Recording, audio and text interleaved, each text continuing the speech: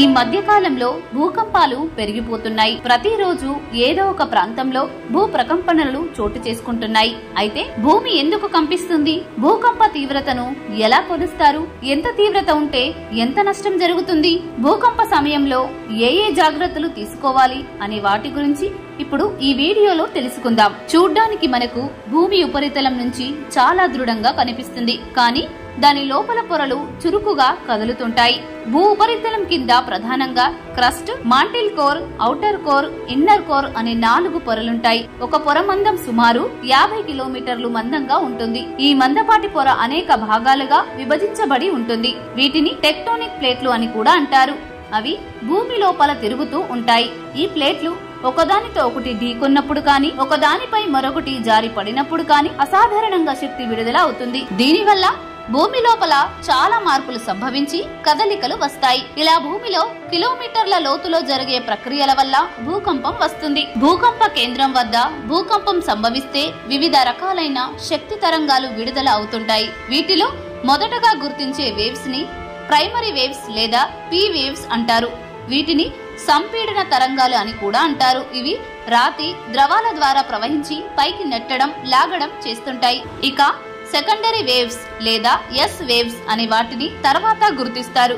ఇవి రాతి గుండా మాత్రమే కదులుతాయి. తరంగం కదులుతున్న దిశకు లంబంగా పైకి, కిందికి లేదా పక్కకు కదులుతాయి. ఈ 2 తరంగాలు ఉపరితలానికి గట్టిగా ఢీకొట్టడంతో క్రస్టులో ఉపరితల తరంగాలు పుడతాయి. ప్రైమరీ, సెకండరీ వేవ్స్ ఎంత బలంగా ప్రవహిస్తే అది ఉపరితల తరంగాలపై ప్రభావం చూపి ఎక్కువ నష్టాన్ని కలిగిస్తాయి. ఈ ఉపరితల తరంగాలు వేగంగా ఉండటంతో భూమిని ఒకవైపు నుంచి మరోవైపుకి కదిలేలా చేస్తాయి.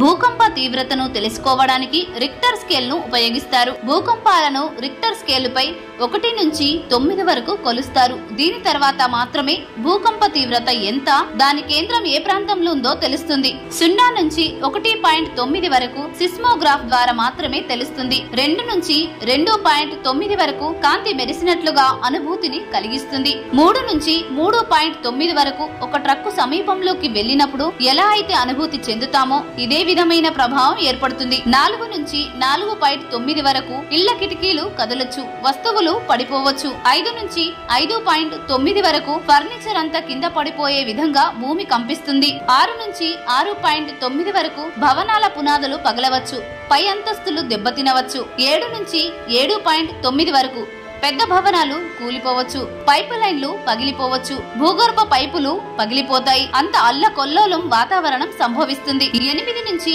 8.9 వరకు వంతెనలు, ఎత్తైన భవనాలు, రోడ్లు బాగా దెబ్బతినవచ్చు. 9 లేదా అంతకంటే ఎక్కువ వినాశనం చాలా ఎక్కువగా ఉంటుంది.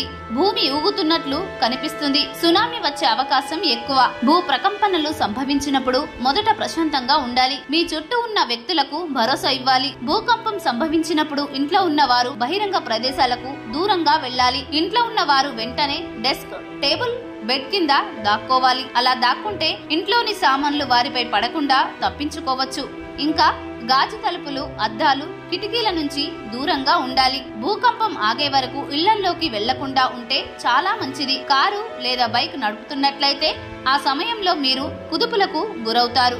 కాబట్టి వెంటనే కారు ఆపి సేఫ్టీ ప్లేస్ లో కూర్చోవాలి. ఇది కాకుండా భూకంపం సమయంలో కొవ్వొత్తులు, అగ్గిపుల్లలు, ఇతర వస్తువులకు ఉపయోగించవద్దు. ప్రస్తుతం భూకంపం ఎప్పుడు ఎక్కడ వస్తుందో ఖచ్చితంగా చెప్పడానికి శాస్త్రీయ పద్ధతి ఏదీ లేదు. అయితే యునైటెడ్ స్టేట్స్ బయోలాజికల్ సర్వే వంటి సంస్థలు గతంలోని గణాంకాలు, భౌగోళిక పరిస్థితుల ఆధారంగా భూకంపాలు వచ్చే అవకాశం ఉన్న ప్రాంతాలను అంచనా వేయవచ్చు. అంటే భూకంపం ఎప్పుడు వస్తుందో చెప్పడం సాధ్యం కాదు, కానీ ఏ ప్రాంతాల్లో ఎక్కువగా వస్తాయో మాత్రం చెప్పవచ్చు.